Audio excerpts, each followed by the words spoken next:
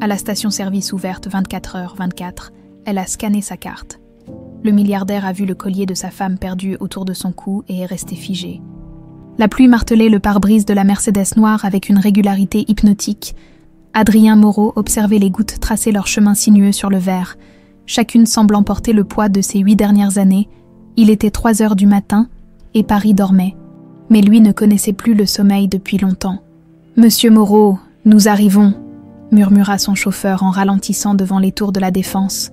Adrien hocha la tête sans quitter des yeux les lumières qui scintillaient encore dans quelques bureaux.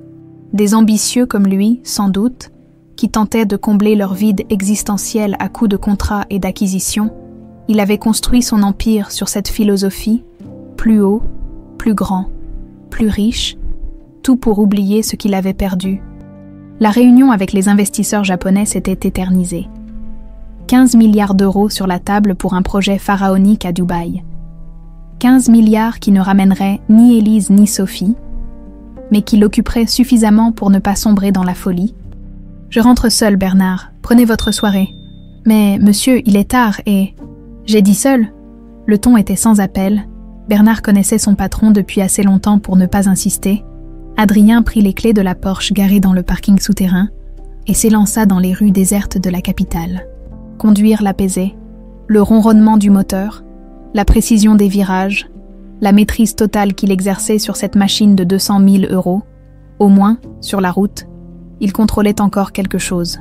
Il roulait sans destination précise quand le voyant d'essence se mit à clignoter. Merde, dans son quartier chic du 16e arrondissement, tout était fermé à cette heure. Il se dirigea vers la première station-service ouverte qu'il croisa, une de ces enseignes discount qui poussent comme des champignons en banlieue. L'endroit avait quelque chose de déprimant.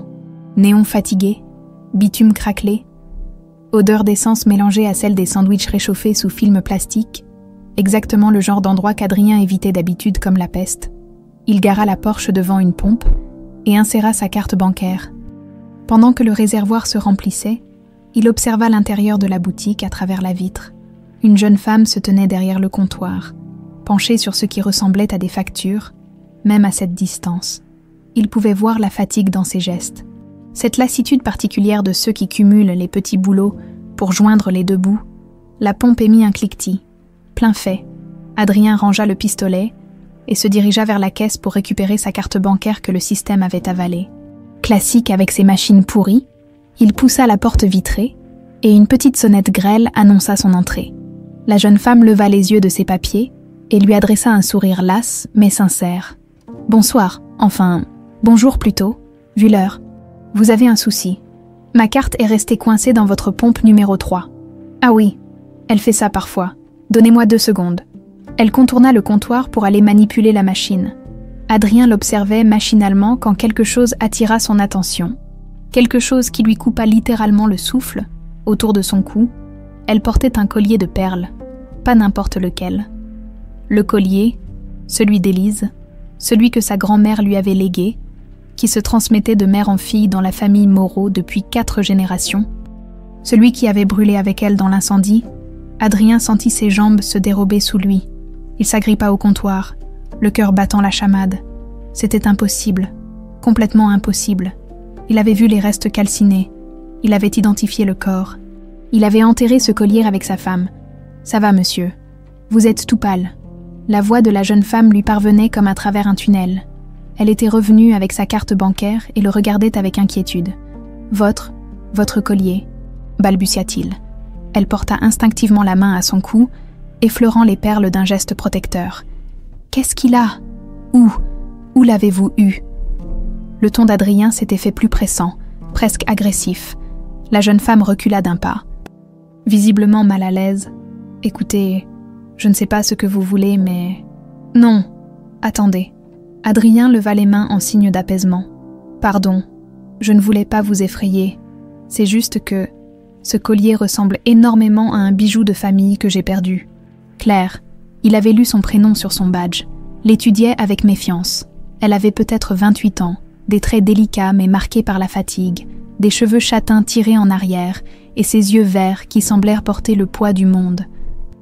Jolie, d'une beauté simple et naturelle qui contrastait avec les femmes sophistiquées que côtoyait habituellement Adrien, Un bijou de famille. Oui, il appartenait à ma défunte épouse. Claire parut se détendre légèrement. Elle caressa de nouveau les perles. Machinalement, « Je suis désolée pour votre perte, mais ce collier, je l'ai depuis des années. Il m'a été donné. Donné par qui? Écoutez, monsieur. Moreau. Adrien Moreau. Monsieur Moreau, il est tard. J'ai du travail et franchement, cette conversation commence à me mettre mal à l'aise. Voici votre carte. » Elle lui tendit la carte bancaire. Évitant soigneusement de croiser son regard, Adrien la prit, effleurant au passage ses doigts. Ils étaient glacés malgré la chaleur étouffante du magasin. « Mademoiselle, Claire, c'est bien ça. Écoutez, je sais que ça va vous paraître dingue, mais ce collier, il est absolument unique. Il a été fabriqué par un joaillier de la place Vendôme en 1890. Chaque perle a été sélectionnée à la main. Le fermoir porte les initiales de mon arrière-arrière-grand-mère. AM, pour Amélie Moreau. Si c'est bien le même collier que je pense, il n'en existe qu'un exemplaire au monde. » Claire porta de nouveau la main à son cou, les doigts cherchant le fermoir derrière sa nuque. Adrien vit ses yeux s'écarquiller légèrement. « Comment vous? Puis-je le voir? Juste le fermoir ?» Il y eut un long silence. Claire sembla peser le pour et le contre, puis tourna lentement le dos à Adrien et releva ses cheveux. Il s'approcha, retenant son souffle. Là, gravées dans l'or vieilli du fermoir, les initiales AM brillaient faiblement sous les néons. Adrien ferma les yeux, submergé par les souvenirs. Élise a 20 ans, radieuse dans sa robe de mariée, ses doigts tremblants quand il avait fermé le collier autour de son cou. « Il te va à merveille », avait-il murmuré. « Un jour, notre fille le portera. » Élise avait ri, cette cascade de notes cristallines qui faisait fondre son cœur. « Nos filles », avait-elle corrigé. « J'en veux au moins 3. » Il n'en avait eu qu'une. Sophie, magnifique, parfaite, qui n'avait vécu que 6 mois avant que l'incendie n'emporte tout. « Monsieur Moreau !» Claire s'était retournée et l'observait avec inquiétude. Adrien réalisa qu'il pleurait. « Pardon, Ce collier appartenait vraiment à ma femme. Elle est morte il y a 8 ans avec notre fille dans un incendie. Je ne comprends pas comment. »« Oh mon Dieu !» Claire porta les mains à sa bouche. « Je suis vraiment désolée. Je ne savais pas, mais ce collier, je vous jure qu'il m'a été donné légalement. »« Ah, par qui ? C'est compliqué. » Adrien sortit sa carte de visite et la posa sur le comptoir. « Mademoiselle Claire, je ne cherche pas d'ennui. Je veux juste comprendre. Ce collier représente tout ce qui me reste d'elle. Si vous acceptiez de me parler, de m'expliquer comment il est arrivé entre vos mains, je serais prêt à vous dédommager largement pour votre temps. » Claire regarda la carte. Adrien vit ses yeux s'écarquiller en lisant « PDG Moreau Immobilier International. » Vous êtes ce Moreau-là. Si par ce Moreau-là, vous voulez dire le type qui construit des tours hideuses partout en Europe, alors oui, malgré la situation, Claire esquissa un sourire. J'habite dans un de vos immeubles à Clichy, un 4 pièces pour le prix d'un studio parisien. Nos tarifs sont effectivement compétitifs. Un silence s'installa, moins pesant cette fois. Claire tortillait la carte de visite entre ses doigts. Écoutez, monsieur Moreau, cette histoire de collier, je peux peut-être vous expliquer, mais pas ici. Pas maintenant. J'ai une fille, et elle a besoin de moi. Une fille. Léa.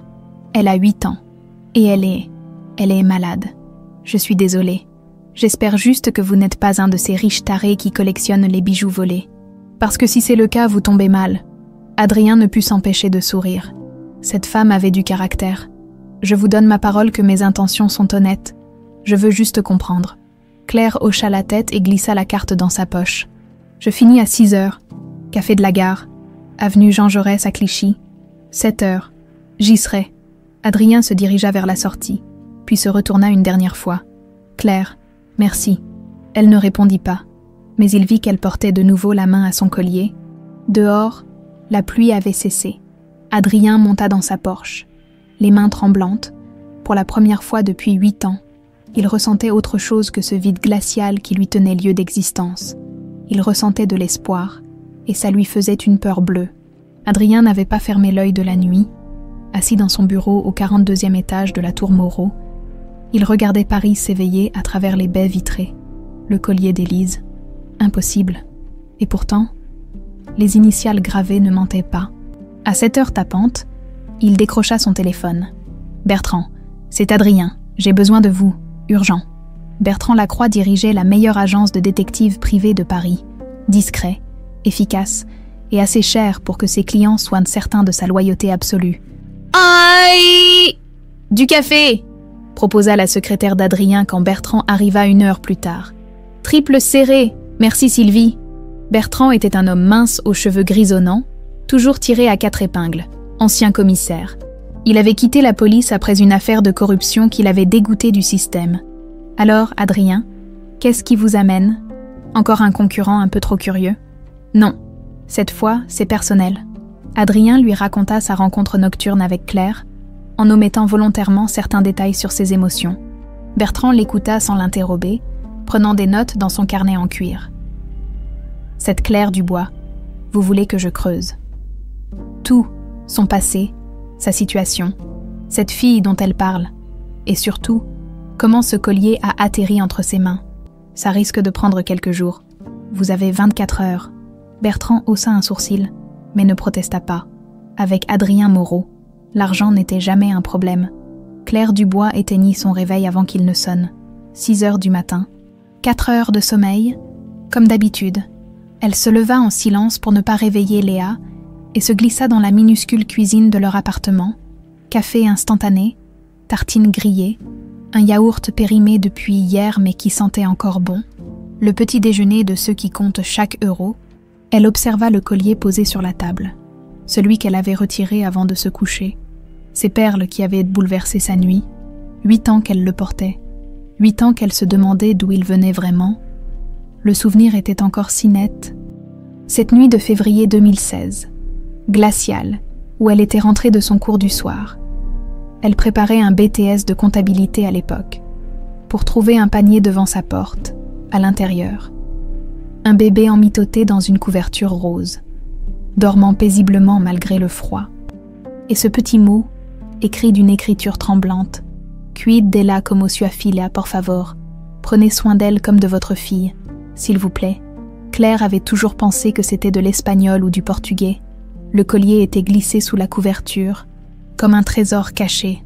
Pas de nom, pas d'explication. Juste cette petite fille aux yeux immenses qui la regardait avec une confiance absolue. Elle aurait dû appeler les services sociaux, prévenir la police, faire ce que n'importe quelle personne responsable aurait fait.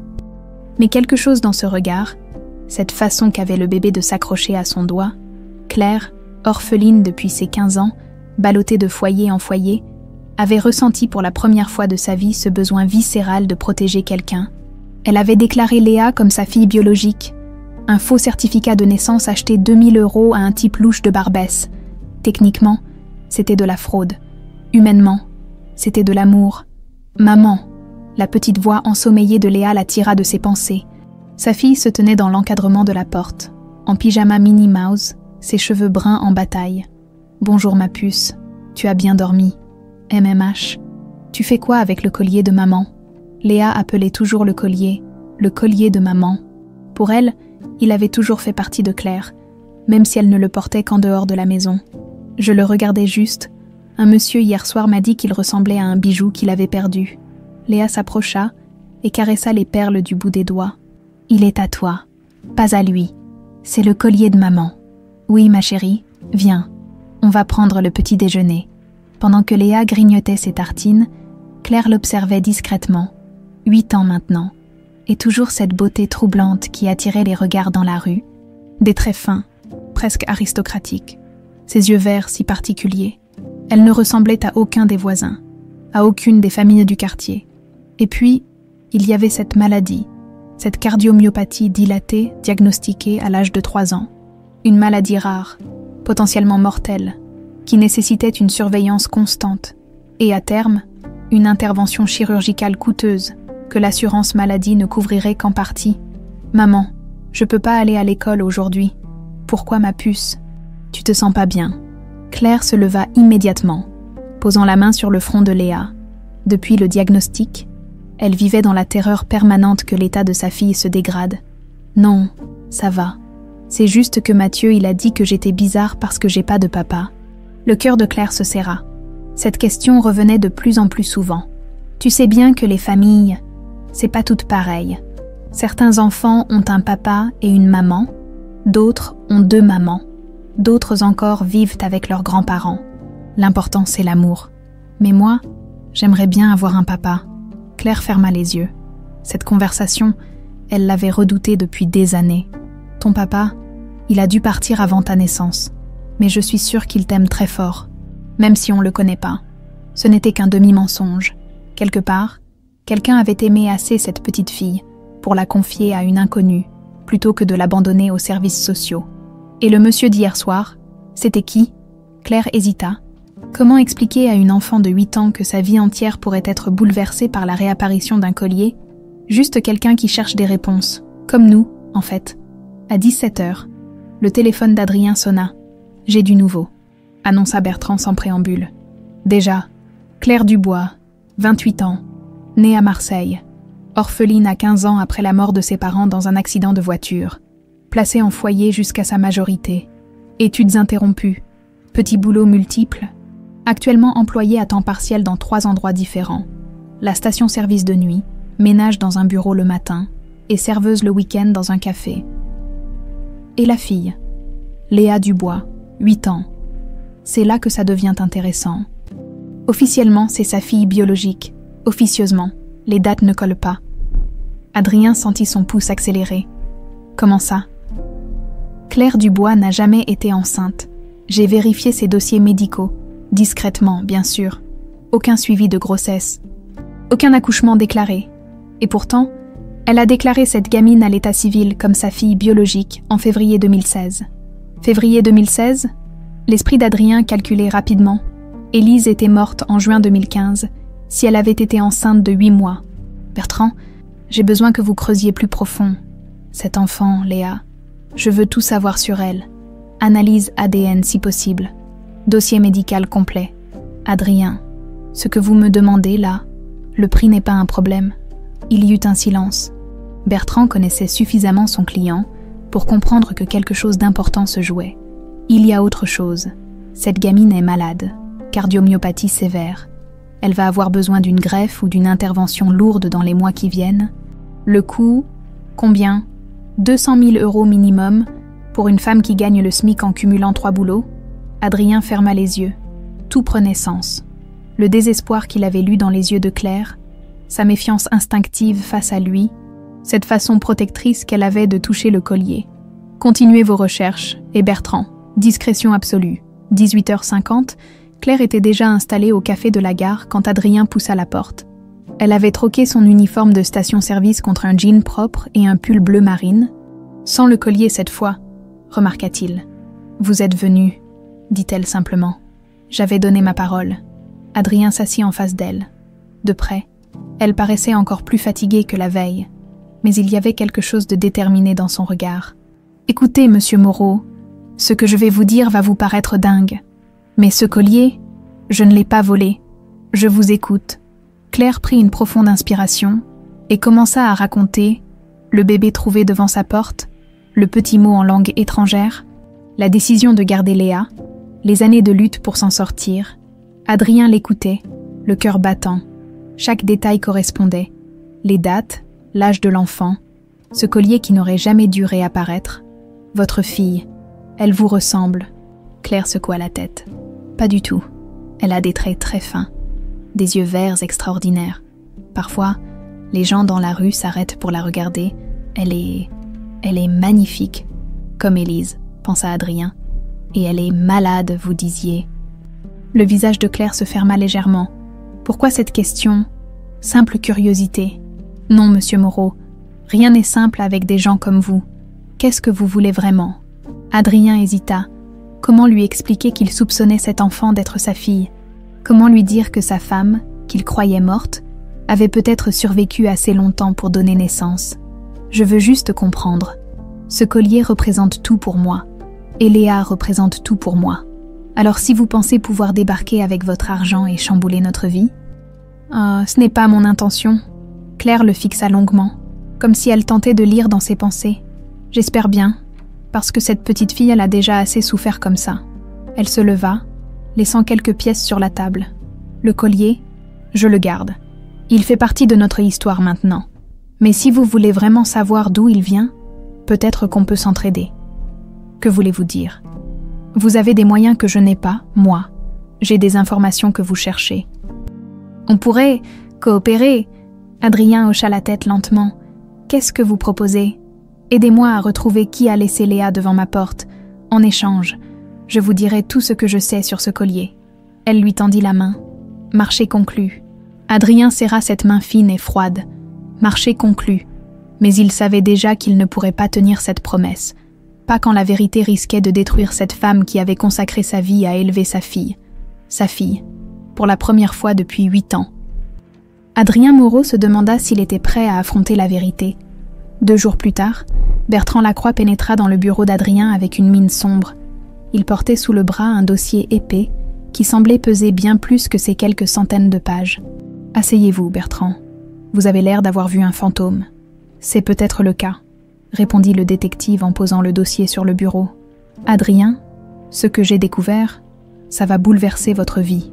Dites-moi tout. » Bertrand ouvrit le dossier et en sortit une série de documents. Des actes notariés, des relevés bancaires, des photos de surveillance. Votre belle-sœur, Isabelle Moreau, officiellement, elle gère la comptabilité de vos filiales européennes depuis 10 ans, officieusement. Elle vous vole depuis le début. Adrien sentit le sang se retirer de son visage. Combien? 15 millions d'euros détournés sur les 8 dernières années, virements fantômes, factures bidonnées, sociétés écrans, un système très sophistiqué. Elle travaillait avec Marc Delaunay, votre comptable principal. Marc, cet homme discret et efficace qu'Adrien avait toujours considéré comme irréprochable, celui qui s'occupait des finances familiales, qui avait géré l'héritage d'Élise. Mais il y a pire, continua Bertrand. Beaucoup pire.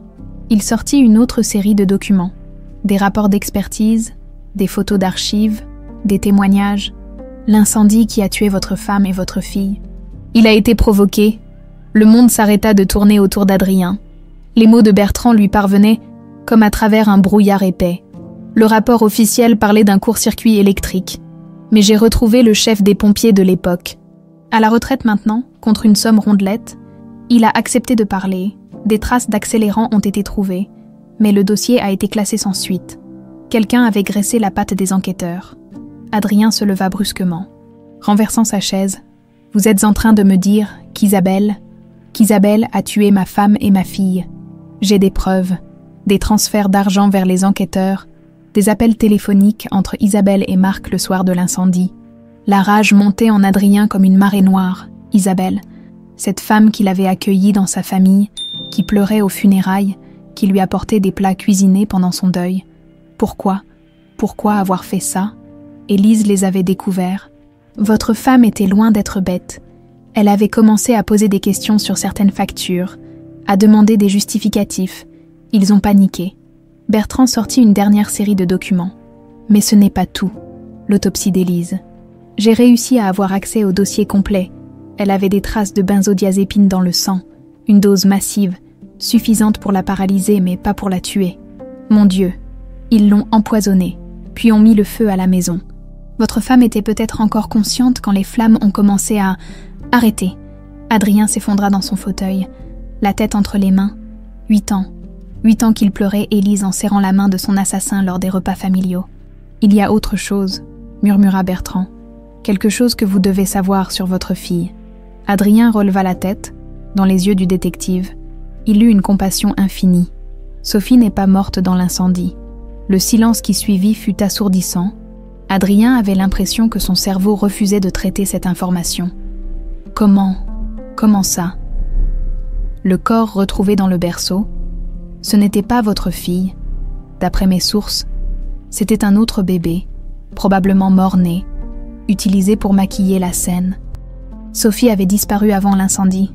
Mais où? Je pense que votre femme a eu le temps de la cacher ou de la confier à quelqu'un. L'esprit d'Adrien fonctionnait à toute vitesse.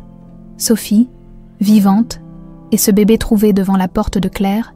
8 ans plus tôt, Bertrand, cet enfant, Léa, vous avez pu obtenir des échantillons ADN. J'y travaille, mais Adrien, ne vous emballez pas, les chances que... Faites-le, tout de suite. 8 ans plus tôt, Élise Moreau regardait les chiffres défiler sur l'écran de l'ordinateur.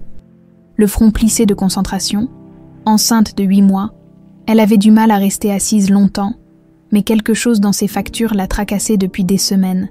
Des montants qui ne collaient pas, des fournisseurs qu'elle ne connaissait pas, des virements vers des comptes aux noms étranges. « Tu travailles encore ?» La voix d'Isabelle la fit sursauter. Sa belle-sœur se tenait dans l'encadrement de la porte du bureau, un sourire inquiet aux lèvres. « Isa, tu m'as fait peur. Je regardais juste les comptes de la société de Saint-Tropez. Il y a des trucs bizarres. » Élise vit le visage d'Isabelle se crisper imperceptiblement. Bizarre comment?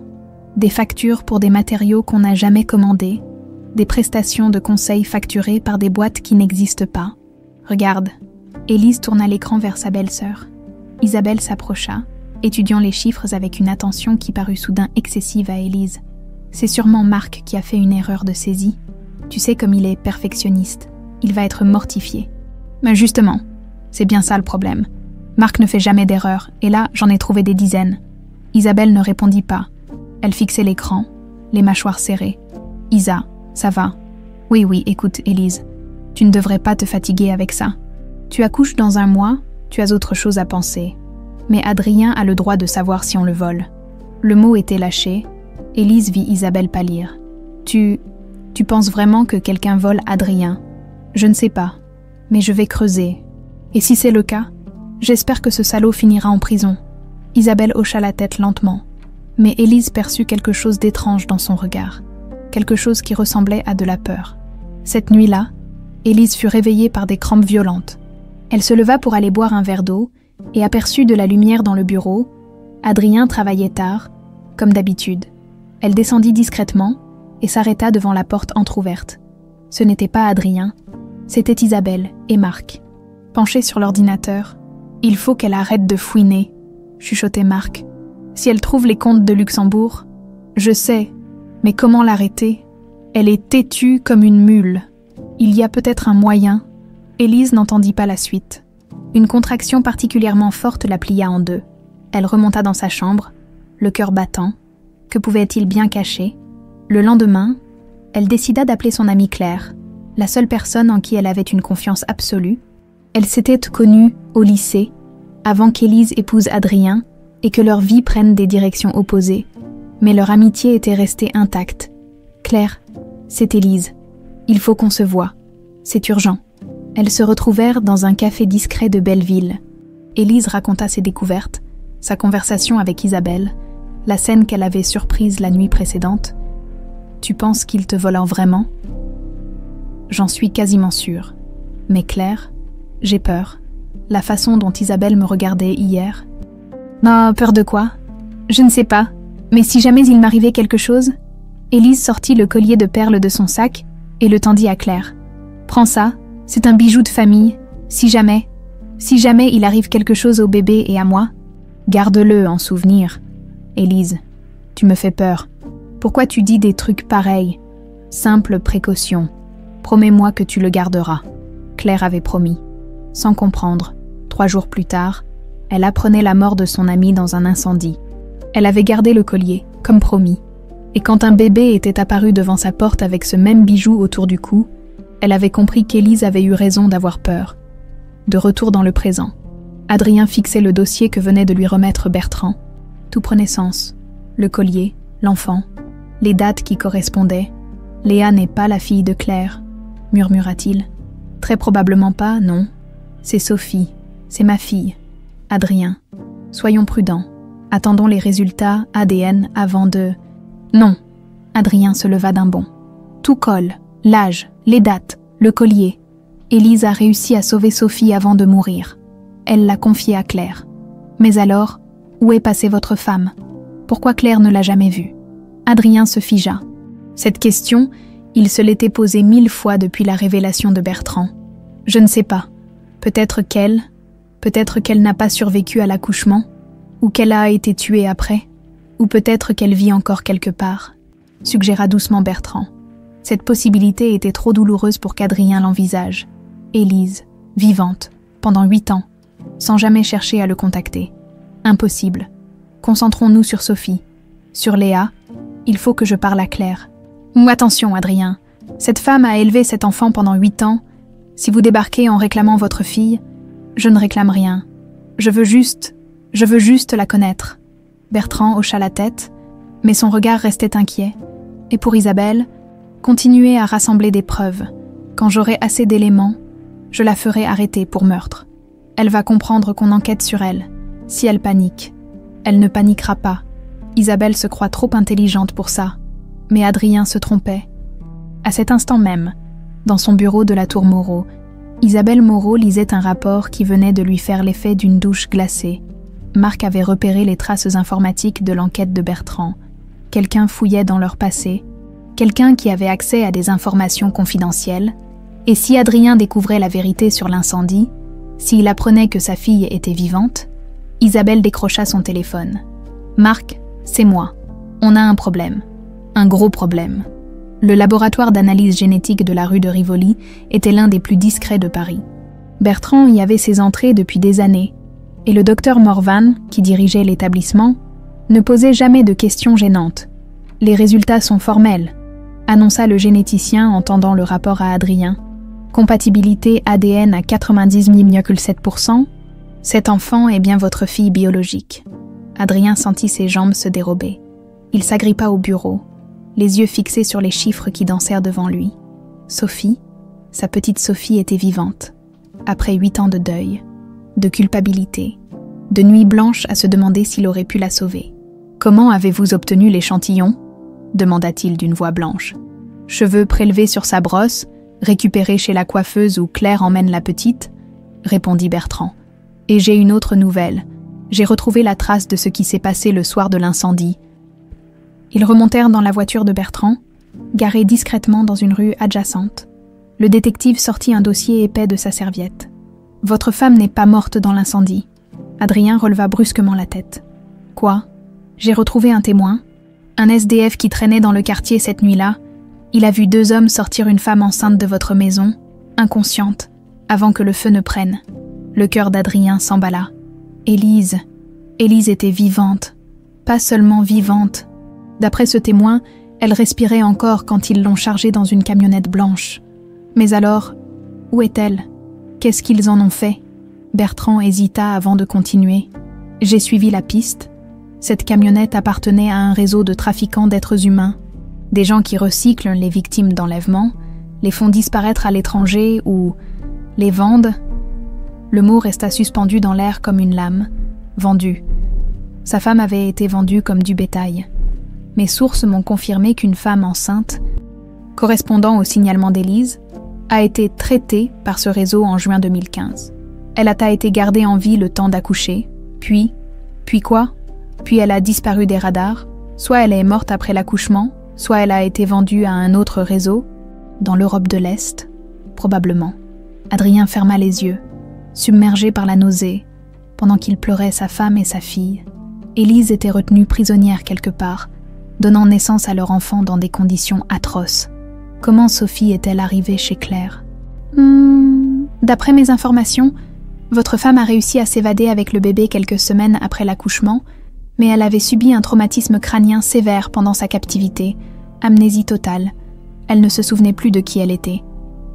Et Claire dans tout ça ?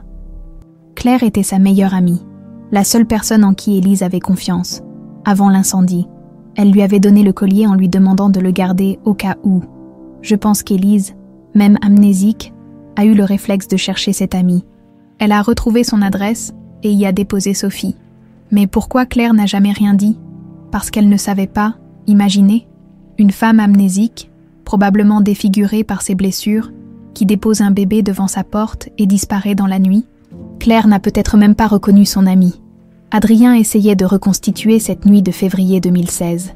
Élise, brisée, amnésique, mais assez lucide pour comprendre qu'elle ne pouvait pas s'occuper de son enfant, le dernier acte d'amour d'une mère.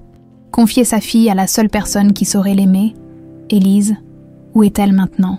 Je ne sais pas, mes pistes s'arrêtent dans cette nuit-là. Soit elle est morte de ses blessures, soit elle erre quelque part, sans identité, sans mémoire. Une pensée atroce traversa l'esprit d'Adrien. Les SDF, les femmes sans abri qu'on croise dans les rues. J'y ai pensé. J'ai commencé à faire le tour des centres d'accueil, des associations. Mais Adrien, Même si elle est vivante, après 8 ans d'amnésie, de vie dans la rue, elle ne sera plus la femme que vous avez connue. À quelques kilomètres de là, Claire finissait son service de ménage dans les bureaux de la tour Montparnasse. Léa l'attendait à l'accueil, dessinant sagement dans son carnet, pendant que sa mère passait l'aspirateur.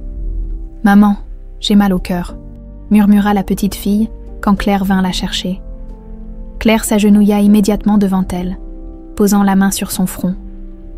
Léa était pâle, ses lèvres légèrement bleutées. « Ça va aller, ma puce, on rentre à la maison. » Dans le métro, Léa s'endormit contre l'épaule de sa mère. Claire l'observait, inquiète. Ces derniers mois, les crises se rapprochaient, le cardiologue avait été clair. L'intervention ne pouvait plus attendre. 200 000 €, une somme astronomique pour une femme qui gagnait à peine de quoi payer le loyer. De retour dans leur petit appartement, Claire coucha Léa et s'installa dans la cuisine avec ses factures, loyer, électricité, médicaments, frais de scolarité. Les chiffres dansèrent devant ses yeux fatigués, son téléphone sonna, numéro inconnu. « Allô ? Mademoiselle Dubois, c'est Adrien Moreau. » Claire sentit son estomac se nouer. Cette voix, elle ne l'avait pas oubliée. « Qu'est-ce que vous voulez ? Il faut qu'on se parle. J'ai découvert des choses, sur le collier, sur Léa. Je vous ai dit tout ce que je savais. Non, il y a autre chose. Quelque chose que vous ne savez pas vous-même. » Claire hésita. Il y avait quelque chose d'urgent, presque désespéré dans la voix d'Adrien. « De quoi vous parlez ? Pas au téléphone. Pouvez-vous nous retrouver quelque part ? Monsieur Moreau, j'ai du travail demain matin. Ma fille est malade et, justement, pour sa maladie, je peux vous aider. » Le silence s'étira. Claire ferma les yeux. Elle détestait cette situation, cette dépendance aux bonnes œuvres des riches. Mais Léa, le café d'hier soir, dans 1 heure, j'y serai. Quand Adrien arriva au café de la gare, Claire était déjà là, les traits tirés par l'inquiétude.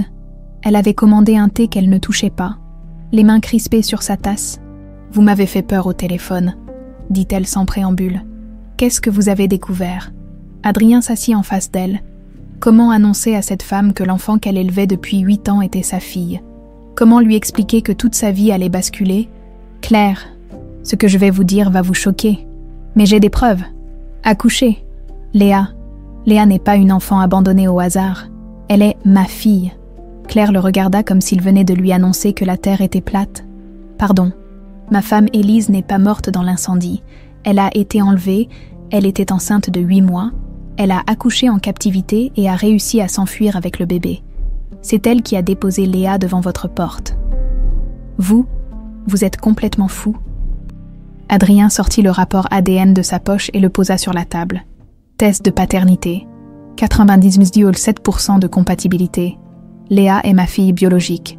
Claire saisit le document, les mains tremblantes. Elle lut, relut, ses yeux s'écarquillant progressivement. Comment vous avez eu son ADN ? Peu importe. Ce qui compte, c'est la vérité. Léa est Sophie, ma fille que je croyais morte. Non. Claire secoua violemment la tête. Non, c'est impossible. Léa, c'est ma fille. Je l'ai élevée. Je l'ai soignée. Et vous avez fait un travail magnifique. Mais biologiquement, elle est mienne. Claire se leva brusquement, renversant sa chaise. Vous voulez me la prendre ? C'est ça. Vous débarquez avec votre argent et vous voulez récupérer votre fille. Ce n'est pas ce que je veux. Alors quoi ? Qu'est-ce que vous voulez ? Adrien se leva à son tour. Autour d'eux, les quelques clients du café s'étaient retournés. Je veux comprendre. Je veux savoir ce qui s'est passé. Et je veux vous aider. Pour sa maladie, pour l'opération. Ah, Claire eut un rire amer. On y arrive.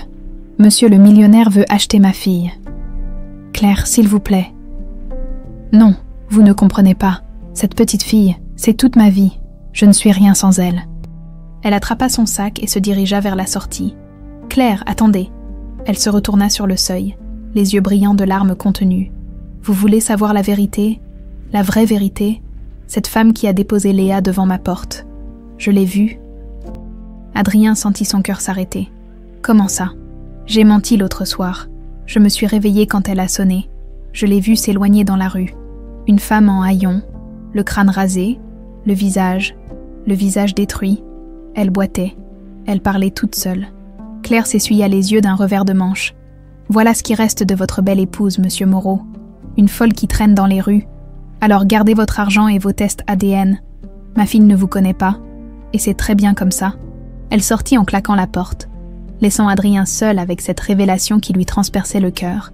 Élise était vivante, brisée, amnésique, mais vivante. Et quelque part dans Paris, elle errait sans savoir qui elle était, sans savoir qu'elle avait une famille qui la cherchait. Dans son bureau de la Tour Moreau, Isabelle raccrochait son téléphone après une conversation tendue avec Marc. Les nouvelles n'étaient pas bonnes. Adrien fouillait, posait des questions, remontait des pistes qu'il croyait effacées depuis longtemps. « Il faut faire quelque chose », murmura-t-elle à son reflet dans la vitre. Avant qu'il ne découvre tout, elle ouvrit le tiroir de son bureau et contempla le pistolet qu'elle y gardait depuis des années. Un Beretta discret, non déclaré, acheté au marché noir. Elle avait déjà tué une fois. Élise avait survécu plus longtemps que prévu, mais le résultat était le même. Et si Adrien et cette Claire devenaient trop curieux, Isabelle referma le tiroir d'un geste sec.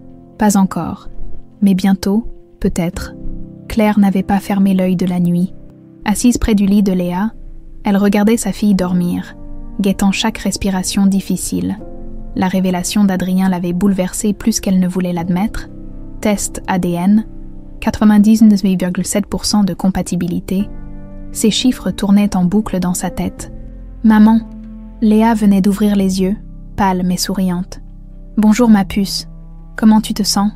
Ça va ? Tu as pleuré ?» Claire se força à sourire. Léa avait toujours eu cette capacité troublante à percevoir les émotions des autres. « Non, ma chérie. Maman est juste fatiguée. À cause du monsieur riche. » Claire sursauta. Elle n'avait rien dit à Léa de sa rencontre avec Adrien. « Pourquoi tu dis ça ? Tu parles dans ton sommeil. Tu as dit « Il veut me la prendre ». Le cœur de Claire se serra. Comment expliquer à une enfant de 8 ans que sa vie entière pourrait basculer ? Écoute, ma puce. Il se peut qu'on ait des changements bientôt, mais quoi qu'il arrive, je serai toujours ta maman, d'accord ? Léa hocha la tête, mais Claire vit l'inquiétude dans ses yeux verts. Elle prenait leur petit déjeuner quand la sonnette retentit. Claire jeta un coup d'œil par la fenêtre et reconnut la silhouette d'Adrien sur le palier. « Va dans ta chambre, ma chérie. »« Mais maman... »« S'il te plaît, Léa. » Claire ouvrit la porte.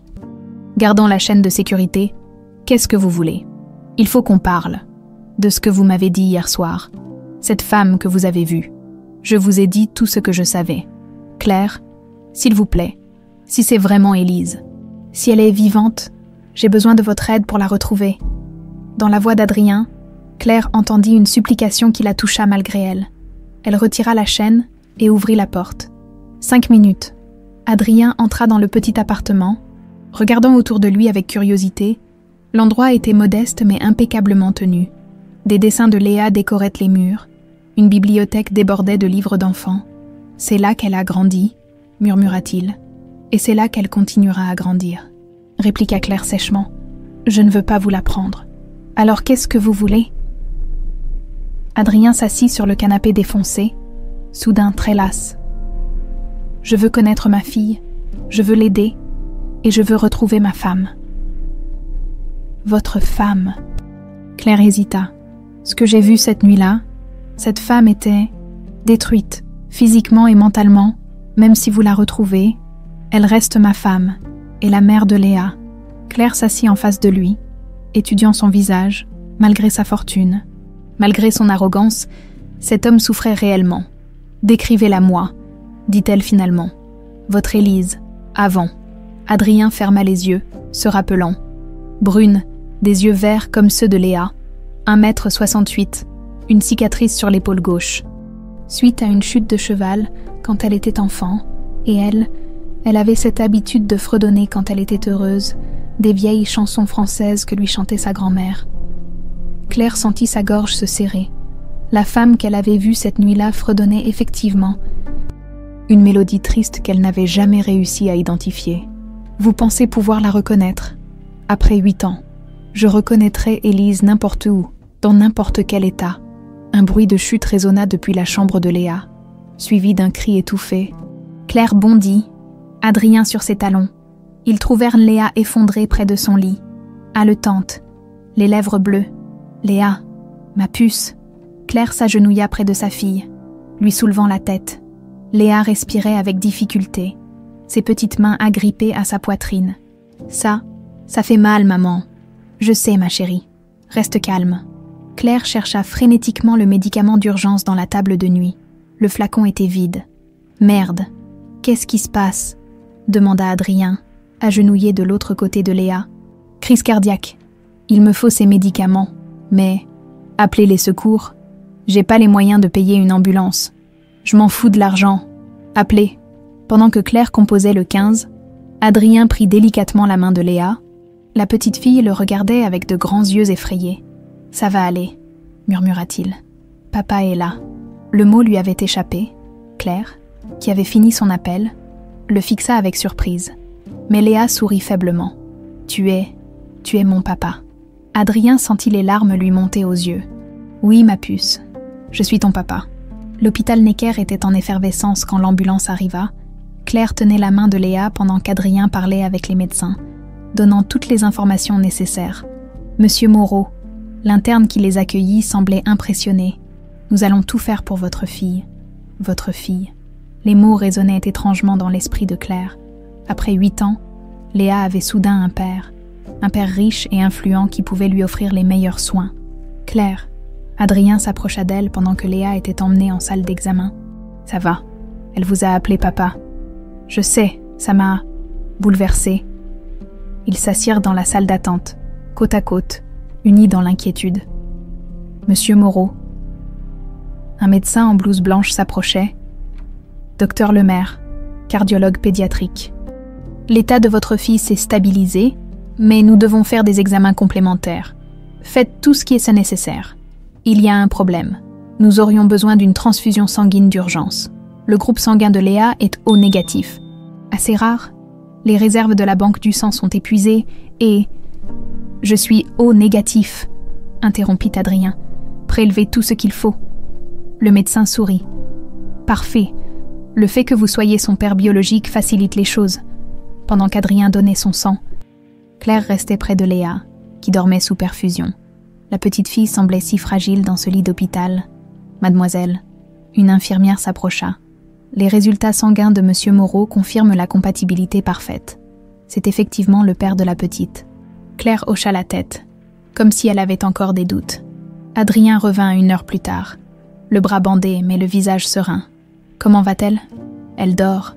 Le médecin dit que ça va aller pour aujourd'hui, mais l'opération ne peut plus attendre. »« Je sais. » Ils restèrent un moment silencieux, regardant Léa dormir. « Claire ?» Adrien se tourna vers elle. « Je vous le promets, quoi qu'il arrive, vous resterez sa mère. Légalement, émotionnellement. Vous l'avez élevée, vous l'aimez. Ça ne changera jamais. Et vous, qu'est-ce que vous attendez de moi ? Votre aide pour retrouver Élise. Et j'aimerais apprendre à connaître ma fille. Pas la récupérer, juste être son père. » Claire étudia ce visage qu'elle commençait à connaître, malgré sa richesse. Malgré son pouvoir, Adrien Moreau était juste un homme brisé qui essayait de reconstituer sa famille. « D'accord, » dit-elle finalement, « mais on fait ça ensemble. Vous ne prenez aucune décision concernant Léa sans m'en parler. Promis. » Ils se serrèrent la main, scellant leur étrange alliance. Pendant ce temps, dans les rues froides de Belleville, une femme aux cheveux gris et sales fouillait dans une poubelle à la recherche de nourriture. Camille, comme l'appelaient les autres sans-abri, parlait toute seule. Fredonnant parfois de vieux airs dont elle ne se rappelait plus les paroles, elle avait mal à la tête, comme toujours. Des images floues traversaient parfois son esprit. Un collier de perles, un bébé qui pleurait, des flammes. Mais rien de cohérent, rien qui fasse sens. Camille, la voix de Jean, un SDF qui veillait sur elle, l'interpella. « Viens, j'ai trouvé un endroit au chaud pour la nuit. » Elle le suivit docilement vers un métro, où il pourrait dormir sans être dérangé. En passant devant un kiosque à journaux, elle s'arrêta. Sur la une du Parisien, une photo la troublait. Un homme en costume, devant un hôpital. Le titre, « Le milliardaire Adrien Moreau sauve sa fille retrouvée après 8 ans. » quelque chose remua dans les profondeurs embrumées de sa mémoire. Ce visage, elle l'avait déjà vu. Mais où? Quand? Camille, tu viens. Elle secoua la tête et suivit Jean, mais le visage de l'homme continuait de la hanter. Adrien, ce prénom résonnait étrangement en elle. À l'hôpital, Léa venait de se réveiller. Elle regardait alternativement Claire et Adrien, essayant de comprendre cette nouvelle situation. « Maman, c'est vraiment mon papa. Oui, ma puce, c'est ton papa biologique. Ça veut dire que tu n'es plus ma maman. » « Non. » Claire et Adrien répondirent simultanément, ce qui fit sourire Léa. « Ça veut dire que tu as maintenant une maman et un papa, » expliqua Adrien, « et qu'on va tout faire pour que tu guérisses. Et tu vas habiter avec nous. » Adrien jeta un regard à Claire, qui haussa les épaules. « On verra. »« Ma puce, pour l'instant, on apprend à se connaître. » Léa hocha la tête, semblant satisfaite de cette réponse. « Papa, » dit-elle soudain. « Oui. Tu peux me raconter l'histoire de ma vraie maman, celle qui m'a portée dans son ventre. » Adrien sentit sa gorge se serrer. Comment raconter à une enfant l'histoire d'Élise? L'enlèvement, la torture, l'amnésie. Elle s'appelait Élise, commença-t-il doucement. Et elle t'aimait tellement qu'elle a tout fait pour te protéger. C'est grâce à elle que tu es avec Claire aujourd'hui. Elle est tout maintenant. On ne sait pas, mais on va la chercher. Léa hocha gravement la tête. Moi aussi, je veux la chercher. C'est ma maman aussi. Claire et Adrien échangèrent un regard. Cette petite fille de 8 ans venait de résumer en quelques mots la complexité de leur situation. 2 mères, un père, et quelque part dans Paris, une femme amnésique qui ne savait pas qu'elle avait une famille qui l'aimait. 3 semaines s'étaient écoulées depuis l'hospitalisation de Léa. Adrien avait pris un appartement temporaire près de chez Claire pour être proche de sa fille, et leur vie s'organisait lentement autour de cette nouvelle réalité familiale. Chaque matin, il venait prendre le petit déjeuner avec elle. Léa s'était rapidement habituée à sa présence, l'appelant naturellement « papa », comme si elle l'avait toujours connu. Claire, plus réservée, acceptait cette intrusion avec une méfiance bienveillante. « Tu viens me chercher à l'école aujourd'hui, papa ?» demanda Léa en terminant ses céréales. « Bien sûr, ma puce. Et après, on ira voir le cardiologue pour tes résultats. » Claire leva les yeux de son café. « J'aimerais bien venir aussi. Évidemment, on y va ensemble. » Cette collaboration forcée créait entre eux une intimité étrange. Ils apprenaient à partager Léa, à prendre les décisions importantes ensemble, à former une famille atypique mais fonctionnelle. Mais Adrien n'oubliait pas Élise. Chaque soir, avec Bertrand, il parcourait les centres d'accueil pour sans-abri, les foyers d'urgence, les soupes populaires. En vain, elle a peut-être quitté Paris, suggérait régulièrement Bertrand. Après 8 ans, elle pourrait être n'importe où. Non, elle est ici, je le sens. Adrien s'était fait imprimer des centaines de photos d'Élise, datant d'avant l'accident. Il les distribuait aux associations, aux bénévoles, aux SDF qu'il croisait. Personne ne l'avait jamais vue. Ce jeudi matin, ils exploraient les abords de la gare du Nord quand Bertrand s'arrêta devant un homme âgé qui fouillait dans une poubelle. « Excusez-moi, monsieur. » L'homme, barbe grisonnante et vêtements crasseux, les regarda avec méfiance. « Qu'est-ce que vous voulez ?» Bertrand lui tendit la photo d'Élise. « Nous cherchons cette femme. Elle pourrait avoir changé d'apparence, les cheveux abîmés, le visage marqué. » L'homme étudia la photo longuement. « Pourquoi vous la cherchez ? C'est pour les flics. » « Non, » intervint Adrien. « C'est ma femme. Elle a disparu il y a 8 ans. »« Votre femme ?» L'homme ricana. « Un bourgeois comme vous, sa femme, elle traîne pas dans nos coins. S'il vous plaît, elle est malade. Elle ne se souvient de rien. Elle a besoin d'aide. » Quelque chose dans le ton d'Adrien dut convaincre l'homme. Il regarda de nouveau la photo, fronçant les sourcils. « Attendez.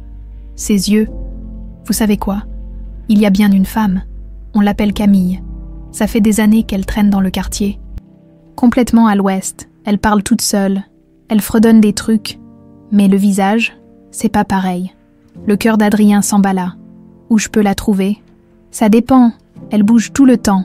Mais le soir, souvent, elle va à la soupe populaire de l'église Saint-Vincent, rue des Martyrs. Ce soir-là, Adrien et Bertrand se postèrent discrètement près de l'église Saint-Vincent. Une file de sans-abri s'était formée devant l'entrée de la crypte où les bénévoles distribuaient les repas. Là, souffla Bertrand, au bout de la file. Une femme aux cheveux gris et emmêlés attendait son tour. Voûtée, amaigrie, elle portait plusieurs couches de vêtements dépareillés.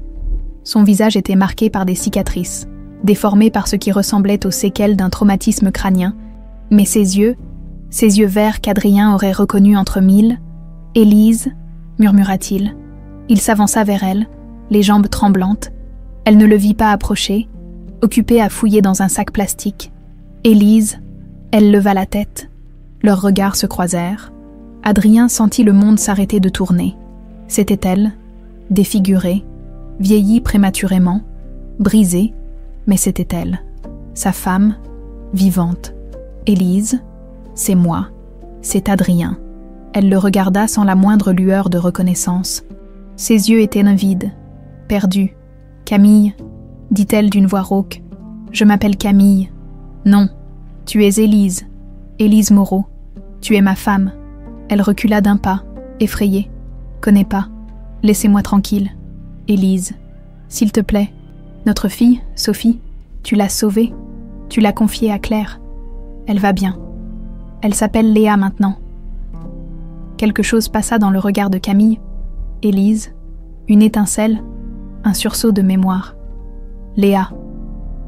Oui, tu te souviens? Mais déjà, l'étincelle s'éteignait. Elle secoua la tête violemment. Non, non, non. Camille, je suis Camille. Elle s'enfuit en boitant, bousculant les autres SDF dans sa hâte de s'échapper. Élise, attends. Adrien tenta de la suivre, mais elle avait disparu dans les ruelles sombres de Montmartre. Ça va être long, expliquait le docteur Lemaire à Claire et Adrien, assis dans son bureau. Les traumatismes crâniens avec amnésie rétrograde de cette ampleur, il faut y aller très progressivement.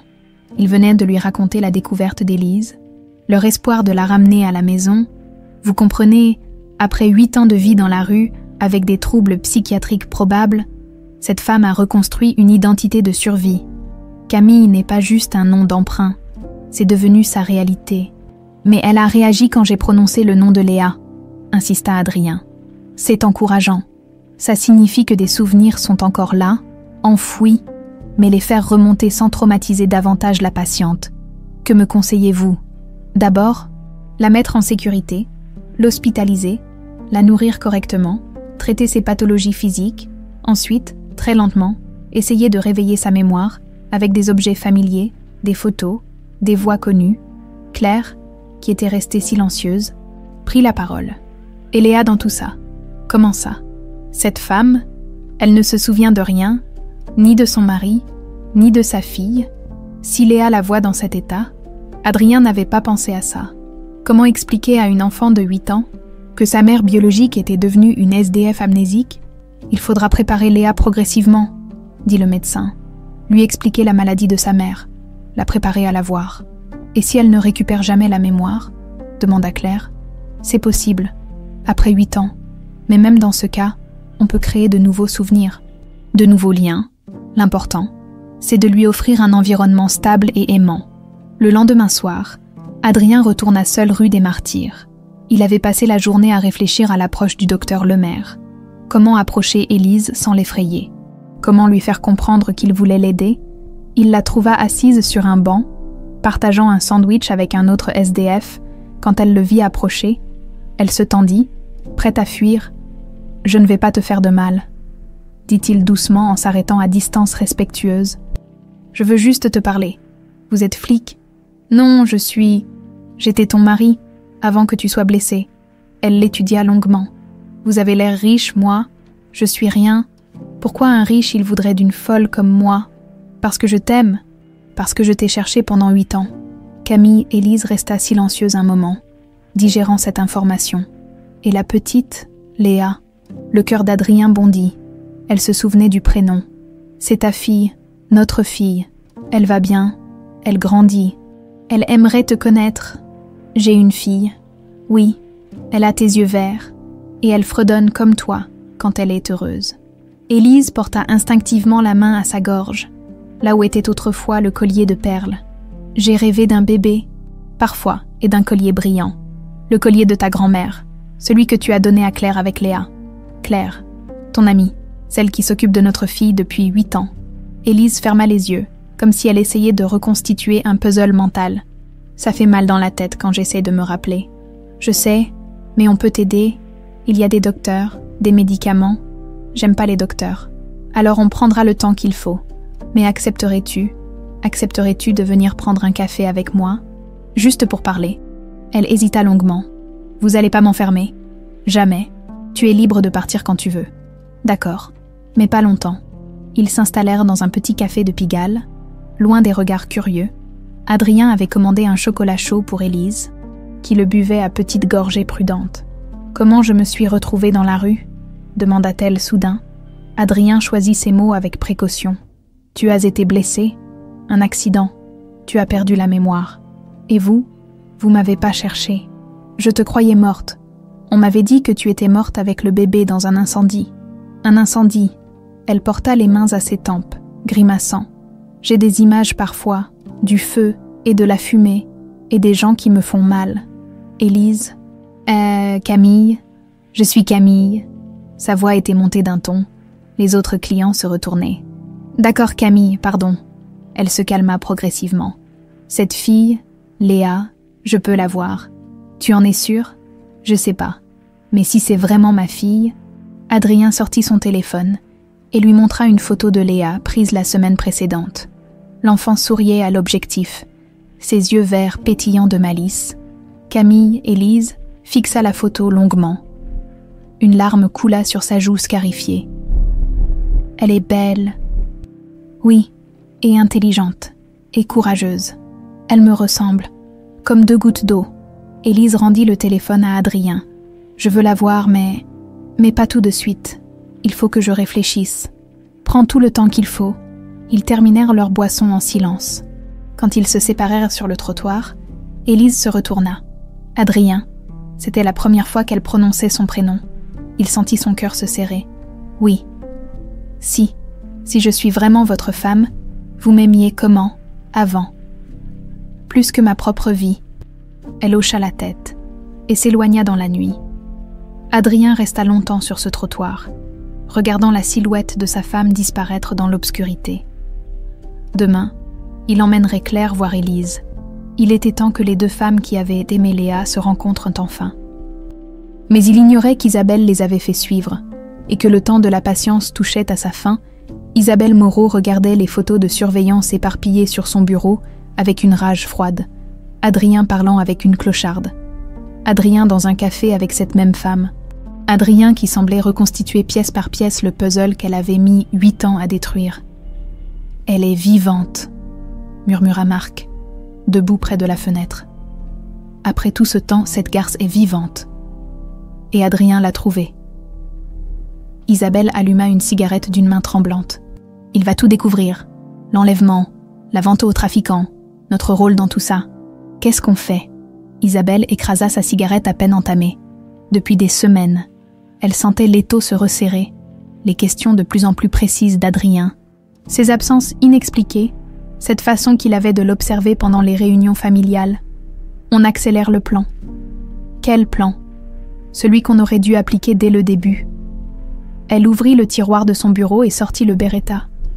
On élimine tout ce qui peut nous incriminer. Isabelle, tu deviens folle. On ne peut pas. Ah non, tu préfères finir tes jours en prison, parce que c'est ce qui nous attend si cette histoire éclate au grand jour. Marc s'effondra dans un fauteuil, la tête entre les mains. Comment on en est arrivé là? Au début, c'était juste quelques virements, quelques factures gonflées. Au début, tu étais content de t'acheter ta villa sur la Côte d'Azur avec l'argent volé. Alors maintenant, tu assumes. Isabelle se dirigea vers le coffre-fort dissimulé derrière un tableau. Elle en sortit des liasses de billets, des passeports avec de fausses identités, un second pistolet. Voilà ce qu'on va faire. D'abord, on s'occupe de la gamine, Léa, mais enfin, Isabelle, c'est une enfant. Cet enfant est la preuve vivante qu'Élise a survécu à l'incendie. Tant qu'elle existera, Adrien creusera. Marc la regardait avec horreur. Tu veux tuer une petite fille de 8 ans. Je veux nous sauver. Et si ça passe par là, elle haussa les épaules. D'ailleurs, on fera d'une pierre 2 coups. On enlève la gamine. On demande une rançon à Adrien, toute sa fortune contre sa fille. Et après, On disparaît avec l'argent. Et elle, Isabelle caressa le canon de son arme. Accident.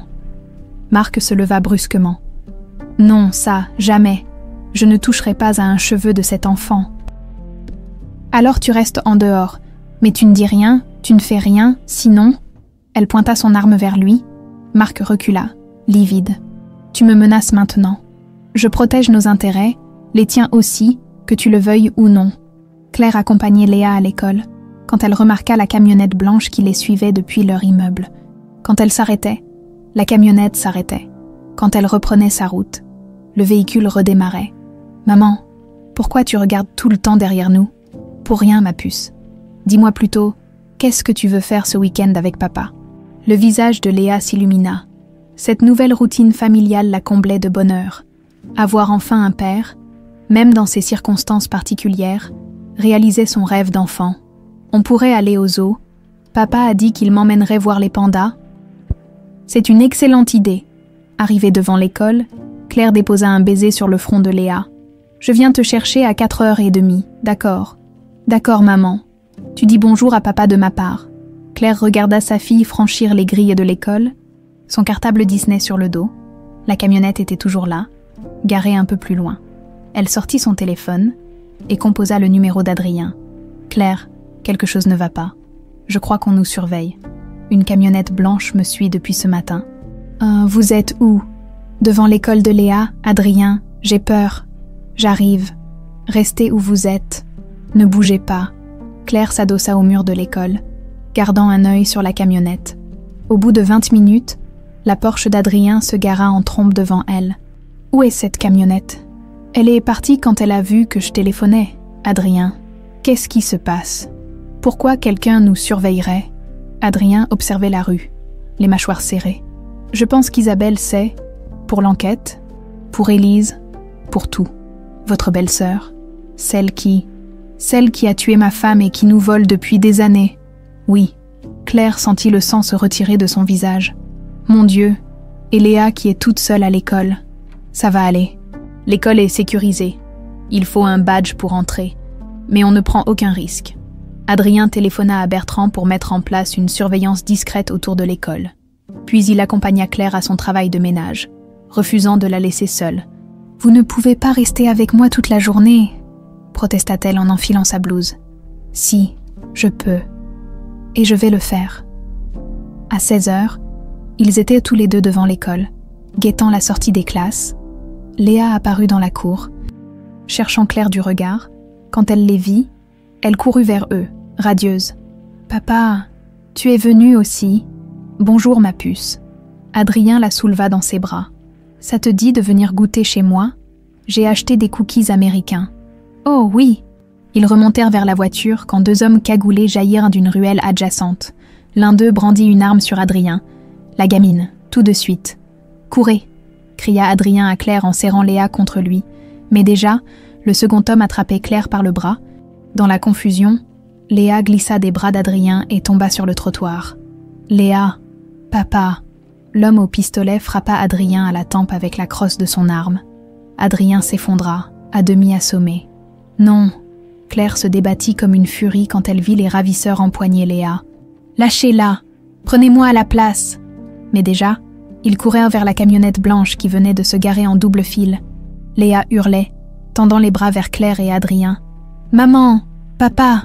La portière claqua, la camionnette démarra en trombe, laissant derrière elle Claire agenouillée près d'Adrien inconscient, et le cartable Disney éparpillé sur le bitume. 2 heures plus tard, dans un entrepôt abandonné de Bobigny, Léa était attachée sur une chaise en plastique, les yeux rouges de larmes. Face à elle, Isabelle retirait sa cagoule, révélant son visage froid et calculateur. « Bonjour Léa, moi c'est tante Isabelle. Je vous connais pas, je veux retourner avec maman et papa. Ton papa va venir te chercher. Ne t'inquiète pas. Mais d'abord, il faut qu'il nous donne quelque chose. » L'entrepôt était sinistre. Des machines rouillées, des gravats, une odeur de moisissure et d'huile rance. Dans un coin, Marc faisait les 100 pas, visiblement mal à l'aise. « Isabelle, ça suffit maintenant. Relâchons-la. Ferme-la, Marc. Tu as déjà eu ta chance de reculer. » Isabelle alluma son téléphone portable et composa le numéro d'Adrien. Adrien était aux urgences de l'hôpital Saint-Louis quand son téléphone sonna. Le médecin venait de finir de suturer sa plaie au cuir chevelu. Claire était assise près de lui, encore sous le choc. « Allô ? Bonsoir, Adrien. » Il reconnut immédiatement la voix d'Isabelle. Son sang se glaça. « Salope, où est ma fille ? Ta fille va très bien, pour l'instant. Si tu lui fais du mal, tu quoi ? Tu me tueras. » Le rire d'Isabelle était glacial. « Tu n'as jamais eu assez de couilles pour ça, mon cher beau-frère. Qu'est-ce que tu veux ? Tout. Tes comptes en banque, tes sociétés, tes biens immobiliers, tout ce que tu possèdes. Ah, c'est de la folie. Ça représente des milliards. Je sais, et tu vas me donner tout ça contre la vie de ta précieuse petite fille. » Adrien ferma les yeux. À côté de lui, Claire serrait son bras si fort qu'elle lui faisait mal. « Les transferts prendront des jours. Tu as 24 heures, pas une minute de plus. Comment je sais que tu ne lui feras pas de mal ? Tu ne le sais pas, mais c'est ton seul espoir. » Il y eut un silence, puis la voix de Léa, terrifiée. « Papa, papa, j'ai peur. Viens me chercher. Je suis là, ma puce. Papa arrive.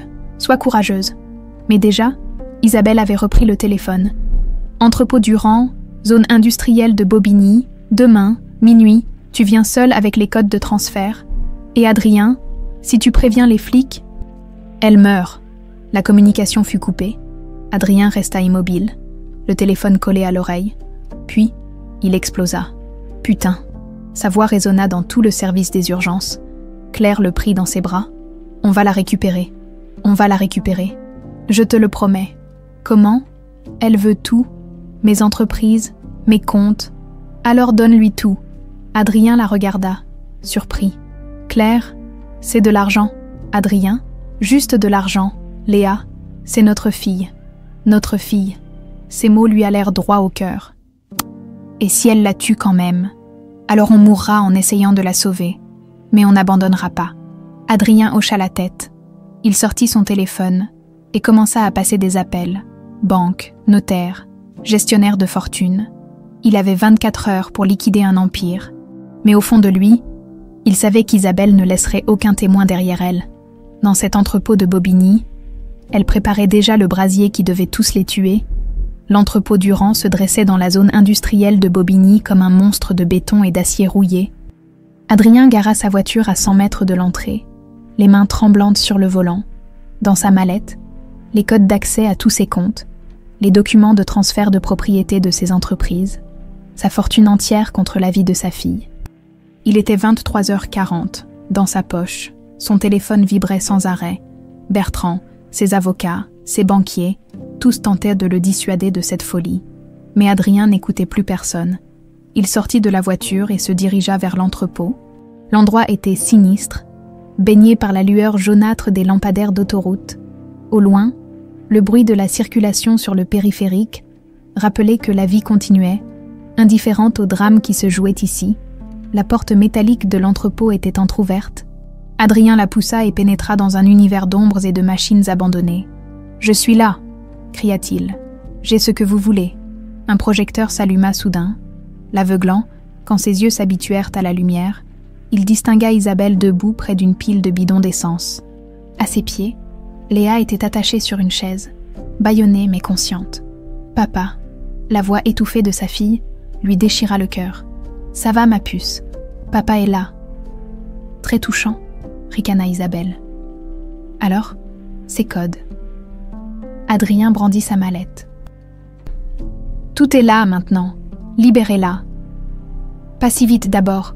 On vérifie. » Marc émergea de l'ombre, tenant un ordinateur portable. Il était pâle. Ses mains tremblaient. « Isabelle, on peut encore arrêter ça. Ferme-la et vérifie les comptes. » Adrien ouvrit sa mallette et en sortit les documents, tandis que Marc vérifiait chaque code, chaque transfert. Il observait l'entrepôt. L'odeur d'essence était omniprésente. Isabelle avait préparé un incendie.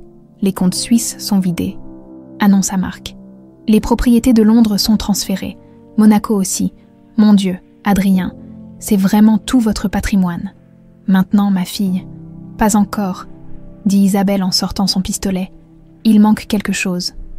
Quoi ? Ta mort et celle de la gamine. Adrien sentit le sol se dérober sous lui. Vous aviez promis. J'ai menti. Tu croyais vraiment que j'allais vous laisser en vie. Vous êtes les seuls témoins de ce qui s'est passé il y a 8 ans. Isabelle. Non. Marc se leva brusquement. Une enfant. Tu ne peux pas. Assieds-toi, Marc. Non. J'en ai assez. Assez de tes mensonges. Assez de cette folie. Il se dirigea vers Léa pour la détacher. Isabelle braqua son arme sur lui. Un pas de plus, et tu rejoins ton patron. À cet instant précis, une silhouette émergea de l'ombre près de l'entrée. Claire avançait lentement, les mains levées. Derrière elle, une femme aux cheveux gris et au visage scarifié la suivait en boitant.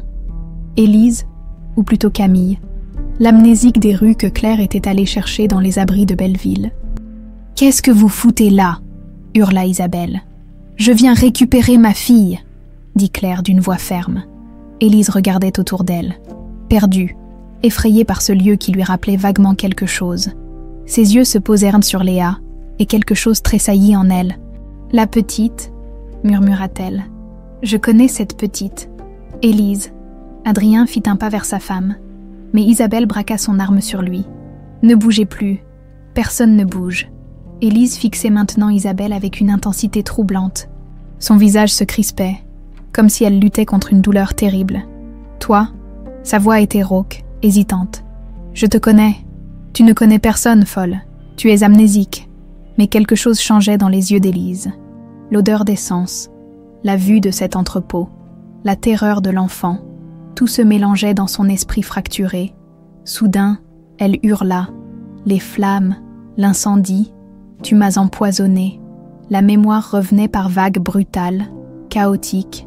Élise se souvenait de cette nuit de juin 2015, des benzodiazépines dans son thé, de son réveil dans cet entrepôt même où elle avait accouché en captivité. Élise, Adrien essayait de s'approcher d'elle. Non, elle le repoussa violemment. Tu étais où pendant qu'elle me vendait? Pendant qu'il me violait? Tu étais où? Je te croyais morte. J'étais vivante. J'ai accouché ici, dans cette saleté. Isabelle reculait, terrifiée par cette furie que devenait Élise. Ses souvenirs refaisaient surface dans le désordre. Mais elle se rappelait maintenant, tout, et ma fille. Élise se tourna vers Léa. Ma fille que j'ai sauvée. Elle se dirigea vers l'enfant, mais Isabelle lui barra la route. Tu restes où tu es, folle? Folle. Élise eut un rire terrible. 8 ans dans la rue, 8 ans à ne plus savoir qui j'étais, à cause de toi. Tu aurais dû mourir dans l'incendie, mais je n'y suis pas morte, et maintenant, je me souviens de tout. La confrontation entre les deux femmes était électrique. Isabelle tenait toujours son arme, mais face à cette Élise redevenue sauvage, dangereuse, elle semblait hésiter. « Marc, aide-moi !» Mais Marc avait profité de la confusion pour détacher Léa. L'enfant courait maintenant vers Claire, qui la serrait dans ses bras. « Maman, ça va, ma puce, tout va bien. Personne ne sort d'ici !» hurla Isabelle en tirant un coup de feu en l'air. La détonation résonna dans l'entrepôt comme un coup de tonnerre. Tout le monde se figea. « Vous allez tous crever ici, comme j'aurais dû le faire il y a 8 ans. » Elle versa de l'essence sur le sol autour d'elle, créant un cercle de mort. Puis elle sortit un briquet. « Isabelle, non !» supplia Marc. « C'est de la folie. »« C'est fini, Marc, pour nous tous. » Elle enflamma le briquet. Adrien bondit vers elle pour l'empêcher de le lâcher. Mais il était trop loin. C'est alors qu'Élise chargea. 8 ans de rage, de douleur, de souvenirs volés explosèrent en elle. Elle percuta Isabelle de plein fouet, et toutes deux s'effondrèrent au sol.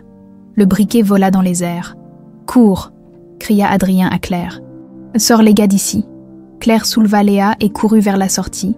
Adrien se précipita vers Élise et Isabelle qui se battaient sauvagement sur le sol imbibé d'essence. « Élise, laisse-la. Viens !» Mais Élise était possédée par une fureur vengeresse. Ses mains cherchaient dans la gorge d'Isabelle. « 8 ans !» criait-elle. « 8 ans de ma vie !» Le briquet atterrit près d'un bidon d'essence renversé. Une petite flamme bleue s'éleva, puis grandit rapidement. « Élise !» Adrien attrapa sa femme par la taille et la tira en arrière. Le feu se propageait maintenant sur le sol, courant vers les autres bidons. « Marc, sortez !» Mais Marc était agenouillé près d'Isabelle, qui gisait inconsciente, assommée par les coups d'Élise. Il tentait de la soulever. Elle est trop lourde. Laissez-la. Non, je ne peux pas.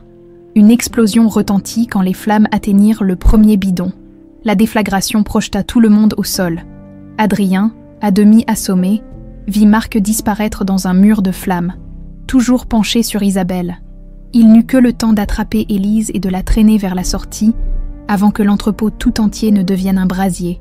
Dehors, Claire serrait Léa contre elle en regardant l'incendie dévorer le bâtiment. Les sirènes des pompiers résonnaient au loin. Adrien émergea des flammes en portant Élise à demi inconsciente. Ils s'effondrèrent tous sur le parking, haletants, couverts de suie. « Marc » demanda Claire. Adrien secoua la tête, à travers les flammes. Il avait vu le comptable s'effondrer près d'Isabelle. Il n'avait pas survécu. Élise toussait violemment, ses poumons irrités par la fumée, mais quand elle vit Léa, quelque chose de doux passa dans son regard. « Ma fille » murmura-t-elle en tendant une main tremblante. Léa regarda alternativement Claire et cette femme aux cheveux gris qu'elle ne connaissait pas. « C'est ma vraie maman. »« Oui, ma puce, » dit Claire en larmes. « C'est elle qui t'a porté dans son ventre. » Léa s'approcha lentement d'Élise et prit sa main. « Bonjour, maman Élise. » Élise fondit en larmes. Ses souvenirs revenaient maintenant par flots cohérents. Son nom, sa vie, son amour pour Adrien. Et cet enfant qu'elle avait porté dans l'enfer, avant de la confier à la seule personne en qui elle avait confiance. « Bonjour, mon bébé », chuchota-t-elle. Adrien s'agenouilla près d'elle, entourant de ses bras cette famille impossible et miraculeuse. Derrière eux, l'entrepôt s'effondrait dans un grondement d'apocalypse, emportant avec lui les derniers vestiges de leur cauchemar. Pour la première fois depuis 8 ans, ils étaient enfin réunis. L'hôpital de la Pitié-Salpêtrière bourdonnait d'activité malgré l'heure tardive. Dans la chambre 314, Élise dormait sous perfusion, son visage apaisé pour la première fois depuis 8 ans. Près d'elle, Léa sommeillait dans un fauteuil, la main de sa mère biologique dans la sienne. Adrien et Claire montèrent la garde, épuisés mais soulagés. L'incendie de l'entrepôt faisait la une de tous les journaux télévisés. Officiellement, Isabelle Moreau et Marc Delaunay étaient morts dans un accident industriel. La vérité sur leur crime resterait enfouie sous les décombres. « Comment va-t-elle » demanda le docteur Lemaire en entrant discrètement. « Elle se réveille par moments » chuchota Adrien. Sa mémoire semble revenue, mais par fragments. C'est normal après un tel traumatisme. Le cerveau se protège en dosant le retour des souvenirs. Avec du temps et de la patience. « Docteur » La voix d'Élise était faible mais claire. Elle venait d'ouvrir les yeux. « Bonjour, Madame Moreau. Comment vous sentez-vous » Élise regarda autour d'elle, s'attardant sur Léa endormie, puis sur Adrien et Claire. « Je me souviens... » Sa voix se brisa. « Je me souviens de tout, l'incendie, l'enlèvement, l'accouchement dans cet entrepôt, 8 ans perdus. Élise. » Adrien s'approcha du lit. « Non. » Elle leva une main tremblante. « Laisse-moi parler. Il faut que je vous explique. À tous les deux. » Claire se pencha vers elle. « Élise, tu n'as pas besoin de... » « Si, j'ai besoin. » Élise inspira profondément. « Cette nuit-là, quand j'ai accouché dans cet enfer, je savais que je n'allais pas survivre. Pas intacte, pas entière. Alors j'ai tout misé sur elle. » Elle caressa doucement les cheveux de Léa. « J'ai réussi à m'échapper avec le bébé, mais j'étais blessée à la tête. Je perdais du sang, je perdais la mémoire, mais je me souvenais de toi, Claire, mon amie d'enfance, la seule personne pure dans ce monde de fous. Tu m'as trouvée. J'ai eu juste assez de lucidité pour retrouver ton adresse. Je savais que tu prendrais soin d'elle comme de ta propre fille. » Claire essuya ses larmes. « Et le collier ? Je l'avais gardé avec moi pendant ma captivité. Il était tout ce qui me reliait encore à ma vraie vie. Quand je l'ai mis autour du cou de Sophie, de Léa, c'était comme si je lui transmettais notre histoire familiale. » Un silence ému s'installa dans la chambre. Dehors, Paris s'éveillait lentement. « Et après » demanda doucement Adrien. « Après, c'est le trou noir. Je me suis écroulée dans une ruelle. Quand je me suis réveillée, j'étais Camille, une folle des rues sans passé ni avenir. Mon Dieu, Élise, tout ce que tu as enduré, j'ai survécu. Grâce à vous deux, grâce à l'amour que vous avez donné à ma fille. » Léa bougea dans son sommeil, serrant plus fort la main d'Élise. Cette dernière sourit à travers ses larmes. « Elle est magnifique, intelligente, courageuse. Vous avez fait un travail extraordinaire. Claire, on l'a fait ensemble, corrigea Claire en regardant Adrien, sans le savoir, mais ensemble. 3 semaines plus tard, les obsèques d'Isabelle et Marc se déroulaient dans l'intimité familiale. Adrien avait tenu à être présent, non par affection, mais pour tourner définitivement cette page sombre de sa vie. L'enquête officielle avait conclu à un accident, un incendie criminel destiné à détruire des preuves de détournement de fonds. Les autorités ne cherchèrent pas plus loin, satisfaites d'avoir résolu cette affaire embarrassante pour le milieu des affaires parisiens. Bertrand avait récupéré une partie des avoirs détournés par Isabelle et Marc, mais Adrien avait perdu les 3/4 de sa fortune dans l'opération. Paradoxalement, cela ne l'affectait pas. « Papa, on peut aller voir maman Élise maintenant ?» demanda Léa en sortant du cimetière. « Bien sûr, ma puce. » Élise suivait une thérapie intensive à l'hôpital Sainte-Anne. Ses progrès étaient remarquables. Mais les médecins estimaient qu'elle aurait besoin de plusieurs mois pour se reconstruire complètement. Ils la trouvèrent dans le jardin de l'hôpital. Lisant un livre sous un cerisier en fleurs, elle avait repris du poids. Ses cheveux repoussaient, et même si son visage gardait les cicatrices de ses années d'errance, elle ressemblait de nouveau à la femme qu'Adrien avait aimée. « Comment ça va aujourd'hui ?» demanda Claire en l'embrassant. « Mieux. Les souvenirs se remettent en place. C'est douloureux parfois, mais nécessaire. Et physiquement. Le docteur Morvan dit que je pourrais sortir la semaine prochaine, pour un retour progressif à la vie normale. » Léa grimpa sur les genoux d'Élise. « Tu vas venir habiter avec nous. » « Je ne sais pas, ma puce. C'est compliqué. » Adrien et Claire échangèrent un regard. Cette question, ils se la posaient tous les jours. Comment reconstituer une famille éclatée? Comment concilier l'amour de Claire pour Léa et le droit d'Élise à retrouver sa fille? Comment Adrien pouvait-il aimer 2 femmes qui avaient sauvé son enfant? « On trouvera une solution, » dit Adrien. « L'important, c'est que Léa soit heureuse et qu'elle comprenne qu'elle a 2 mamans qui l'aiment. » Ajouta Élise en caressant les cheveux de l'enfant. Le lendemain, Adrien reçut un appel de son banquier. « Monsieur Moreau, j'ai une excellente nouvelle. Les assurances acceptent de couvrir les pertes liées au détournement d'Isabelle Moreau, avec les avoirs récupérés et les indemnisations. Vous devriez retrouver environ 60% de votre patrimoine initial. » Adrien sourit. 60% de plusieurs milliards. Cela restait considérable. « Parfait. Je veux que vous prépariez plusieurs dossiers. Je vous écoute. D'abord, un fonds de dotation pour la recherche sur les cardiopathies pédiatriques, 100 millions d'euros de capital initial. Très bien. Au nom de qui? Au nom de Léa Moreau-Dubois, ma fille. Ensuite, un autre fonds pour l'aide aux femmes victimes de trafic d'êtres humains, 50 millions, au nom d'Élise Moreau. Entendu? Et enfin, je veux créer une fondation pour l'aide à l'enfance en difficulté, dirigée par Claire Dubois, 100 millions également. Monsieur Moreau, c'est très généreux. Ce n'est pas de la générosité, c'est de la justice. » Ce soir-là, ils dînaient tous les 4 dans l'appartement de Claire. Élise était sortie de l'hôpital pour quelques heures et ils tentaient de créer de nouveaux souvenirs familiaux.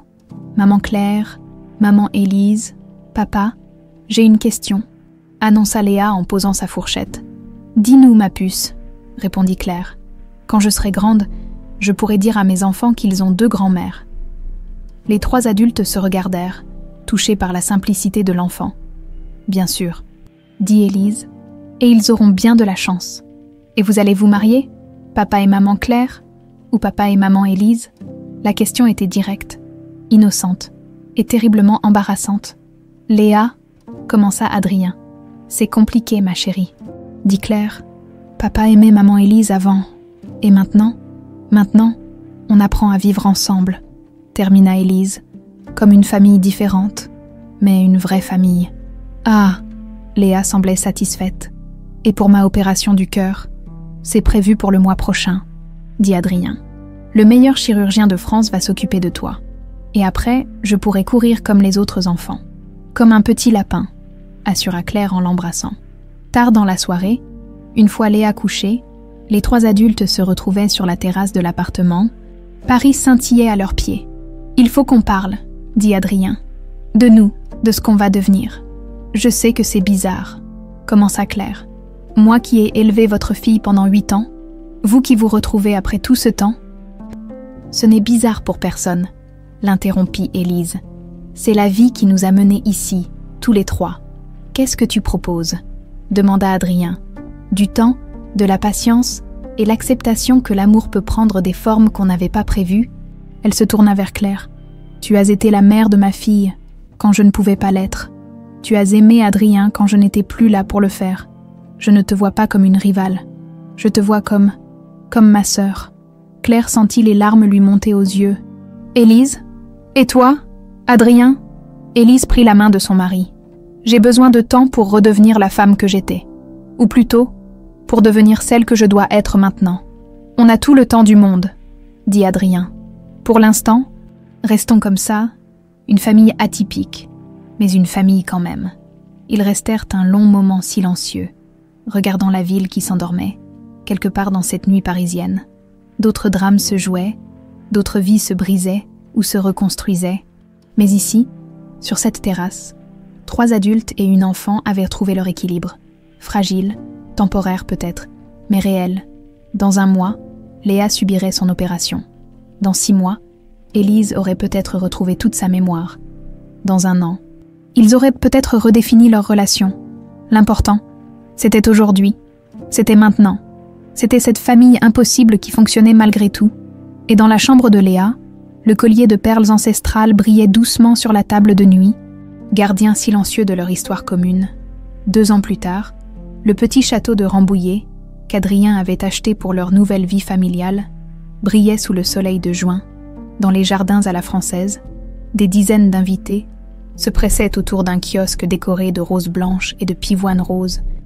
Léa, maintenant âgée de 10 ans et parfaitement guérie de sa cardiopathie, courait entre les invités dans sa robe de demoiselle d'honneur couleur lavande. Ses joues avaient retrouvé leur couleur et son rire cristallin résonnait dans tout le domaine. Maman Claire, maman Élise, venez voir. Les 2 femmes accouraient, souriantes. Ces derniers mois avaient transformé leur relation étrange en une véritable complicité. Elles partageaient maintenant tout. L'éducation de Léa, les décisions familiales, et une amitié profonde née de leur amour commun pour cet enfant extraordinaire. « Qu'est-ce qui se passe, ma puce ?» demanda Claire en ajustant les fleurs dans les cheveux de Léa. « Regardez, papa pleure. » Effectivement, près du kiosque, Adrien essuyait discrètement ses yeux en parlant avec le maire de Rambouillet qui officierait la cérémonie. Il portait un costume gris perle qui lui donnait l'air plus jeune que ses 43 ans. « C'est normal qu'il pleure », expliqua Élise en s'agenouillant près de sa fille. « C'est un jour très important pour nous tous, parce que vous allez vous remarier. » Oh, exactement. Élise avait retrouvé sa beauté d'antan, sublimée par l'épreuve qu'elle avait traversée. Ses cheveux bruns encadraient maintenant un visage apaisé, et ses yeux verts brillaient d'une sérénité nouvelle. Sa robe de mariée, simple et élégante, mettait en valeur sa silhouette retrouvée, et moi, je vais avoir officiellement 2 mamans. « Tu en as déjà 2, ma chérie, » dit Claire en riant. « Aujourd'hui, on fait juste signer des papiers pour que tout le monde soit d'accord. » La cérémonie avait été pensée pour célébrer non pas un mariage traditionnel, mais la reconstruction de leur famille unique. Adrien et Élise renouvelaient leurs vœux, mais Claire était aussi partie prenante de cette union symbolique. Quand le maire demanda à Adrien de prononcer ses vœux, celui-ci se tourna vers Élise, puis vers Claire, et enfin vers Léa. « Il y a 2 ans, j'ai cru perdre à jamais tout ce qui comptait pour moi. Aujourd'hui, je réalise que la vie m'a donné bien plus que ce que j'avais osé espérer. » Sa voix tremblait légèrement. « Élise, mon amour, tu es revenue de l'enfer pour nous retrouver. Tu es plus forte, plus belle, plus courageuse que jamais. Je te promets de t'aimer chaque jour avec la gratitude de celui qui a frôlé la perte absolue. » Il se tourna vers Claire. « Claire, tu as sauvé ma fille quand je ne pouvais pas le faire. Tu as été sa mère quand sa vraie mère ne pouvait pas l'être. Tu fais maintenant partie de notre famille pour toujours, et je te promets de t'honorer comme la sœur que je n'ai jamais eue. » Enfin, il s'agenouilla devant Léa. « Et toi, ma princesse, tu es le miracle qui nous a tous réunis. Tu es la preuve que l'amour peut tout surmonter. Je te promets d'être le meilleur papa possible, avec tes 2 mamans à mes côtés. » Léa se jeta dans ses bras sous les applaudissements émus de l'assistance, quand vint le tour d'Élise. Elle prit les mains d'Adrien et de Claire dans les siennes. « Il y a 8 ans, J'ai failli tout perdre. Ma vie, ma mémoire, ma famille, mais même dans les ténèbres les plus profondes, l'amour a trouvé un chemin. » Elle regarda Claire avec tendresse. « Claire, tu as fait plus qu'élever ma fille. Tu lui as donné un foyer, une stabilité, un amour inconditionnel. Tu es devenue sa maman du cœur. Et aujourd'hui, tu deviens ma sœur de cœur. » Puis elle se tourna vers Adrien. « Mon amour, tu ne m'as jamais abandonnée, même quand je n'étais plus moi-même, même quand j'avais tout oublié. Ton amour m'a guidée jusqu'à la maison. Je te promets de rattraper le temps perdu et de construire avec toi la famille dont nous avons toujours rêvé. » Après la cérémonie, les invités se dirigèrent vers le château pour le cocktail.